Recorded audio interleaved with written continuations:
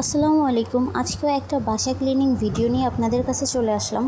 যেহেতু ঈদে আমরা সবাই এবার দেশে যাচ্ছি, তাই যাওয়ার আগে আমি আমার বাসাটা খুব সুন্দর করে ক্লিন করে রেখে যাব, যেন এসে খুব বেশি একটা ময়লা বা ঝামেলা না হয়। আর তাছাড়া সবাই এমনিতে ঈদ উপলক্ষে হয়তো বাসা বাড়ি আমার মতো ক্লিন করেন। আর এই যে অ্যাজ ইউজুয়াল আজানবাবুর খেলনা বাড়ি এরকম সবসময় ছড়িয়ে ছিটিয়েই থাকে। আমার দিনের অর্ধেক সময় চলে যায় আজানের খেলনা গোছাতে গোছাতে।